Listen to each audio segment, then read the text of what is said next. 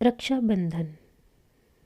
रक्षाबंधन का पारिवारिक एवं सामाजिक महत्व स्थापित है ही, किंतु इसका आध्यात्मिक पक्ष शून्य की सीमा तक गौण हो चुका है। अच्छे वस्त्र पहनकर, स्थान सजाकर, मिठाइयाँ और पकवान बनाकर एक समारोह के रूप में ही सीमित होकर रह गया है। किंतु भारत के सभी प्राचीन उत्सवों की भांति रक्षाबंधन का आधार भी आध्यात्मिक ही है। भक्त और प्रभु का परस्पर नाता किसी भी रूप में लिया जा सकता है। सेवक स्वामी, पुत्र पिता, पुत्र माता, सखा बंधु, पति पत्नी आदि इसी प्रकार के कई नातों की धार्मिक साहित्य में कल्पना की जाती रही है। गुरु शिष्य भी एक अत्यंत महत्वपूर्ण नाता है। रक्षाबंधन में भक्त बहन के तथा ईश्वर भाई के रूप में ग्रहण किया गया है।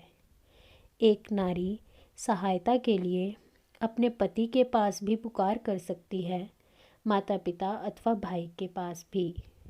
यहाँ इसी आध्यात्मिक नाते को स्वीकार करते हुए कहा गया है, रक्षा बंधन बांधूं तुमको, मन की डोरी से प्रभु मोरे, छूट न जावे टूट न जावे, बांधी सदा ही है प्रभु मोरे। हे प्रभु, मैं अपने मन की डोरी से तेरी कलाई में रक्षा बंधन बांध रही हूँ। यह बंधन छूट अथवा टूट न जाए। यह सदैव इसी प्रकार बंधे हुए तेरे हाथ को सुशोभित करता रहे। हे प्रभु, मैं तेरी लाडली बहन हूँ, किंतु संयोगवश जगत के विषयों में भटक कर रह गई हूँ। तुम मेरी सहायता करना तथा इन विषयों के आक्रमण से मेरी रक्षा करना। जिस प्रकार पुत्र एवं शिष्य के परस्पर संबंध में किसी वासना की कल्पना नहीं की जाती, इसी प्रकार भाई तथा बहन का परस्पर संबंध पवित्रता की नींव पर स्थापित है। भक्त इसी पवित्र प्रेम की दुहाई देते हुए प्रभु से सुरक्षा एवं सहायता प्राप्त करने की प्रार्थना करता है। भाई अपनी बहन को सुरक्षा का आश्वासन देता है। यदि प्रभु रूपी भाई अपनी भक्त रूपी बहन की सदैव लाज बचाने की ओर लक्ष्य देने लग जाए, तो भक्त की सभी समस्याओं का तत्काल ही निराकरण हो जाए।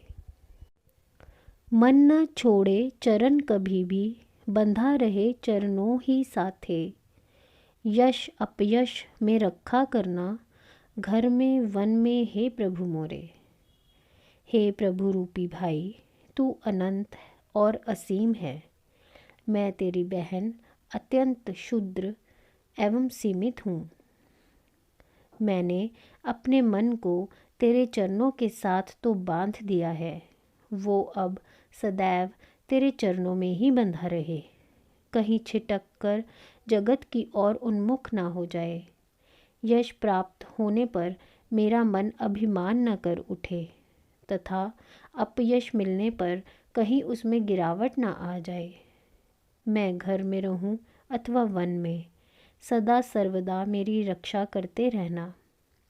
विषय रूपी चोर एवं डाकू घर अथवा मन में सदैव जीव के आसपास ही मंडराते रहते हैं एवं अवसर मिलने पर झट आक्रमण कर देते हैं।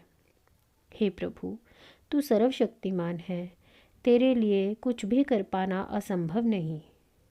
तू कहाँ बैठकर अदृश्य से ही तीर हिलाता रहता है एवं जगत में क्रियाएं तथा घटनाएं घटित होती रहती हैं।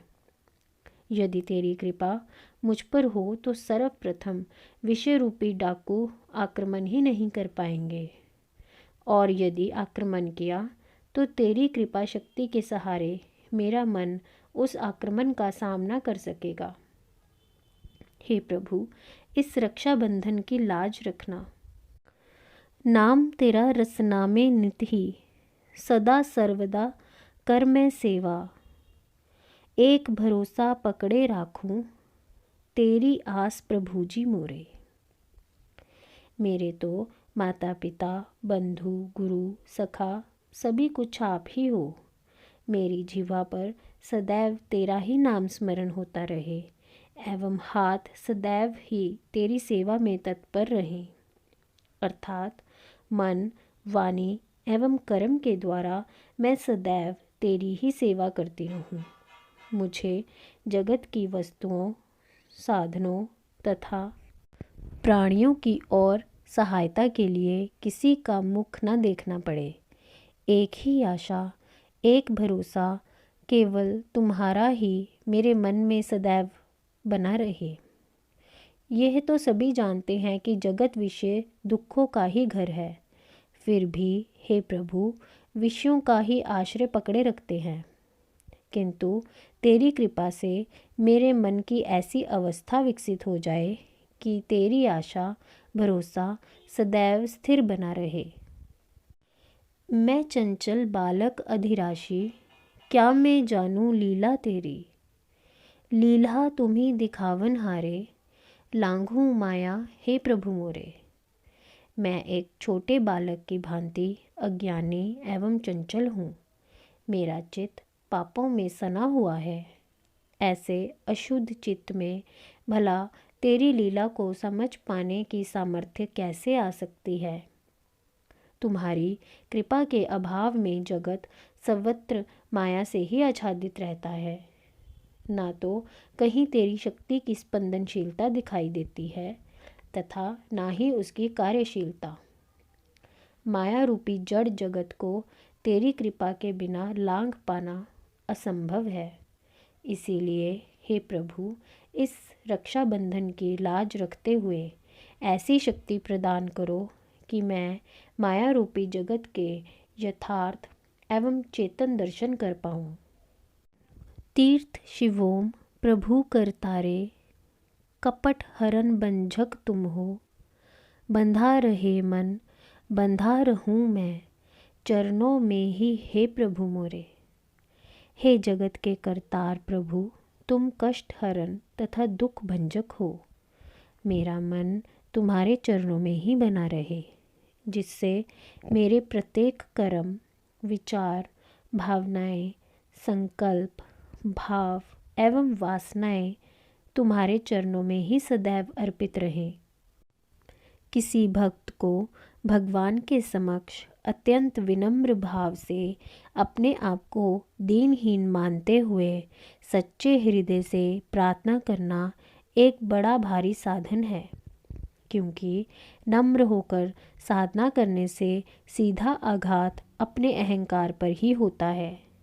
अहंकार एवं विनम्रता दोनों परस्पर विरोधी भाव हैं, इसीलिए अहंकार क्षीण होता जाता है।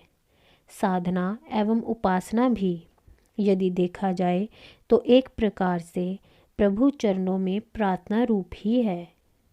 रक्षाबंधन के माध्यम से यहाँ भक्त जीव भाव रूपी स्त्री के भाव निमग्न होकर प्रभु के समक्ष याचना करते हुए ही दर्शाया गया है।